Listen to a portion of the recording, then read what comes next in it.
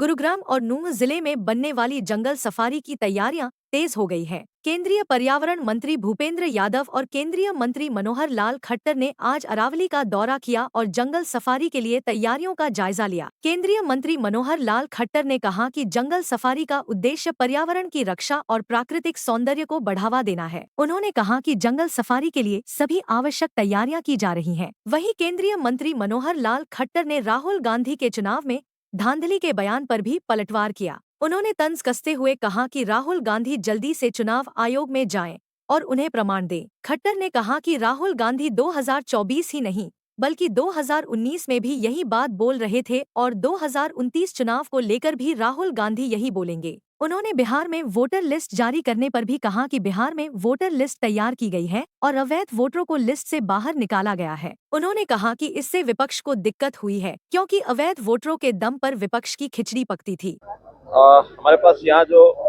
जंगल विभाग की जमीन है वो कुछ पीएलपीए में है, कुछ फॉरेस्ट में है और हमने पिछले दिनों में हमारे केंद्रीय वन और पर्यावरण मंत्री श्री भूपेंद्र यादव जी से बातचीत करके और हमारी हरियाणा सरकार के लोगों से बात करके और एक योजना ये बनाई, यहाँ पर्यटकों को भी लाना चाहिए और इस क्षेत्र के अंदर वन क्षेत्र को भी बढ़ाना चाहिए और इसके लिए जंगल सफारी एक बड़ा साधन हो सकता है जिसमें पर्यटक भी आएंगे और एक जंगल में उस प्रकार का पेड़ पौधों का संरक्षण भी होगा, जीव जंतुओं का संरक्षण भी होगा। तो उसका आज हम भ्रमण करने गए थे, भ्रमण करके आए हैं। मोटा मोटा एक प्रारूप विभाग के लोगों ने दिखाया है, उस पर बैठ करके फाइनल जो भी कुछ बारीकियां होंगी उसके पास होने के बाद फिर हम आगे उसका काम शुरू कराएंगे। लगातार हर चीज पर काम चल रहा है क्योंकि बड़ी प्रोसेस लंबी होती है, उसकी फिजिबिलिटी देखनी पड़ती है, फिर लैंड की जरूरत होती है, लैंड एक्वायर करनी पड़ती है, बाद में फिर इसका केंद्रीय कैबिनेट से भी पास होना होता है। तो ऐसी प्रोसेस में 6-7 महीने लग जाते हैं, लेकिन काफी काम उसमें हो चुका है। अब अंत में कैबिनेट से जैसे ही क्लियर होकर आएगा इन दोनों प्रोजेक्ट पर काम शुरू होगा। जो गुरुग्राम की मेट्रो है उसका काम शुरू हो चुका है और उसको अब बहुत जल्दी तीव्र गति से आगे कैसे बढ़ाया जाए इसको विचार कर रहे हैं। लेकिन मेट्रो की आवश्यकता और भी ज्यादा हमको यहाँ रहेगी क्योंकि जिस प्रकार का डेवलपमेंट जैसे बिल्डर्स आ रहे हैं, जैसे लोगों का निवास और इंडस्ट्री जैसे बढ़ रही है, तो इस कंजेशन को दूर करने के लिए हमको आरटीएस भी शुरू करनी है, मेट्रो को भी शुरू करना पड़ेगा। जो बस सर्विस है उसको भी आगे बढ़ा रहे हैं गुरुग्राम के अंदर ताकि यहाँ के लोगों को सुविधा हो सके। राहुल इस काम की देखरेख के लिए चुनाव आयोग है, उनको आपको पब्लिक में भी जाने की जरूरत नहीं है, चुप करके जल्दी से चुनाव आयोग में जाए, सारे प्रमाण भी दें। ये निर्णय उनको करना है, एक ऑटोनोमस बॉडी है, एक संवैधानिक बॉडी है, तो इसके लिए केवल एक अफवाह फैलाने का उनका जो अभ्यास है वो पारंगत है। उसके चुनाव आयोग हमारी क्षमता ही वो आखिर जब वो देंगे लिख करके अपने वकीलों के माध्यम से जाएंगे, लिख के देंगे, अपने आप सुनेंगे, ऐसा जाते थोड़ी सुन लेंगे, उसकी प्रक्रिया है। तो उस प्रक्रिया के माध्यम से उनको जाकर के बात करनी होती है और लोगों को कहना बताना होता है। लेकिन ये 2024 क्या, उससे पहले भी ऐसे ही बोलते थे, 19 में भी ऐसे ही बोलते थे, 29 में भी बोलेंगे, अभी 24 नहीं 29 में भी ऐसे ही बोलेंगे। आखिर बिहार के अंदर आज हमारी जो मतदाता सूची है उसका जब रिवीजन हो रहा है और उसको एक प्रकार से ठीक किया जा रहा है, रेक्टिफाई किया जा रहा है, और ये काम पहली बार नहीं हो रहा है, 20 साल पहले भी हुआ था, 2004-5 में भी हुआ था और मैं कह रहा हूँ ये 2045 में फिर होगा।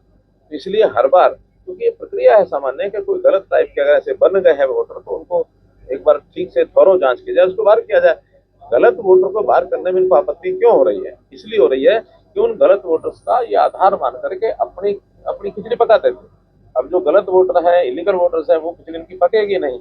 इस प्रकार से इन कामों का विरोध करना इनका स्वभाव है, लगातार करेंगे, आगे भी। संसद में चल रहे हंगामे पर भी केंद्रीय मंत्री मनोहर लाल खट्टर ने कहा कि विपक्ष का मकसद ही संसद को बाधित करने का होता है, लेकिन जनता सब कुछ समझती है। उन्होंने कहा कि विपक्ष अपना ही नुकसान कर रहा है और विपक्ष को समझना चाहिए कि अगर संसद की कार्रवाई नहीं चलेगी तो विकास कार्यों में रुकावट आएगी। वहीं केंद्रीय मंत्री मनोहर लाल खट्टर ने गुरुग्राम में जल भराव को लेकर कहा कि गुरुग्राम में जल भराव की स्थिति 1992 से ही है, जिसका सबसे बड़ा कारण बिना प्लानिंग के गुरुग्राम का हुआ विस्तार और भारी बारिश के कारण होती है। उन्होंने कहा कि जल भराव को जल्द से जल्द निकालने के लिए अधिकारी काम करते हैं। अभी उसकी अनाउंसमेंट हुई है, उसके लिए जमीन मार्क कर दी गई है, तो उसका जो प्रोसेस होता है उसमें कुछ समय लगेगा, लेकिन वो सारा जब एक अनाउंसमेंट हुई है, मुख्यमंत्री भी अनाउंसमेंट कर दी है, हमने भी समर्थन कर दिया है, केंद्र सरकार की ओर से भी जो सहयोग दिएगा वो देंगे।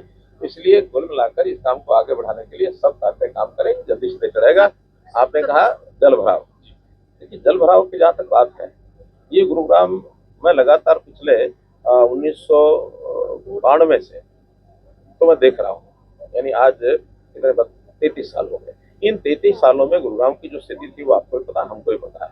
बिना किसी योजना के गुरुग्राम को आगे लगातार बढ़ाया जाता चला गया और गुरुग्राम की स्थिति पानी का एक विषय है, ट्रैफिक जाम का दूसरा विषय है। आज से 10-12 साल पहले ये चाहे इफ्को चौक हो, चाहे सिग्नेचर टावर हो, राजीव चौक हो, हीरो होंडा चौक हो, यहाँ कितना ट्रैफिक जाम होता था।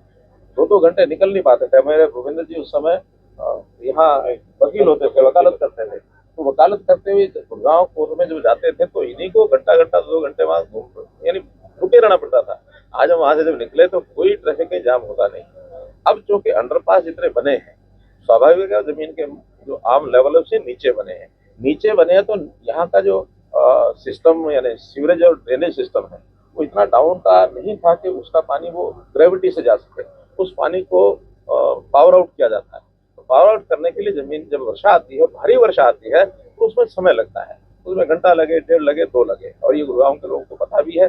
केवल जिन लोगों को आलोचना करनी होती है वो आपके सामने आते हैं। यहाँ का पानी इतना भारी वर्षा, जैसे आज बताया गया 190 mm कितना होता है, 119 mm यानी 12 सेंटीमीटर। 1 घंटे में 12 सेंटीमीटर वर्षा, ये अपने आप एक इस प्रकार का विषय है कि जिसके ऊपर बहुत लोग तो आसानी से भरोसा ही नहीं करते। 12 mm कितना होता है, 1 फुट 12 cm। 12 cm यानी 1 फुट। 1 फुट पानी 1 घंटे के अंदर आएगा और सब तरफ से इकट्ठा होके आएगा। लो लाइंग एरिया उसमें रहेगा, जाएगा तो उसको जल्दी निकालना ये एडमिनिस्ट्रेशन का काम है। और मुझे लगता है 1-1.5 घंटे से ज्यादा पानी रुकता था। लोकसभा और राज्यसभा ये विपक्ष और पक्ष को बैठ करके आपस में मिल करके जन समस्याओं को भी विचार करने का होता है।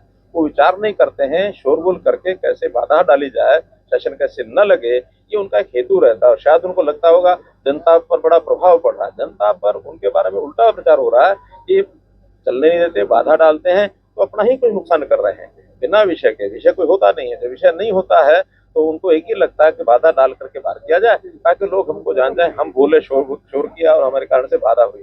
समझदार आदमी, आम समाज इस बात को समझता है। अनपढ़ नहीं रहा समाज समझता है कि जितनी ज्यादा बाधा डालेंगे हमारे विषयों के ऊपर चर्चा नहीं होगी और जनता का उसमें नुकसान होगा। इसलिए अल्टीमेटली ये नुकसान इनको भी होगा, इसलिए इनको समझदारी से काम लेना चाहिए, ऐसा मेरा कहना है। धन्यवाद। वहीं केंद्रीय मंत्री मनोहर लाल खट्टर ने कहा कि गुरुग्राम में मेट्रो विस्तार का काम चल रहा है और इसे तेज गति से आगे बढ़ाया जाएगा। उन्होंने कहा कि मेट्रो विस्तार से गुरुग्राम के लोगों को बड़ी सुविधा मिलेगी और शहर के विकास में भी मदद मिलेगी।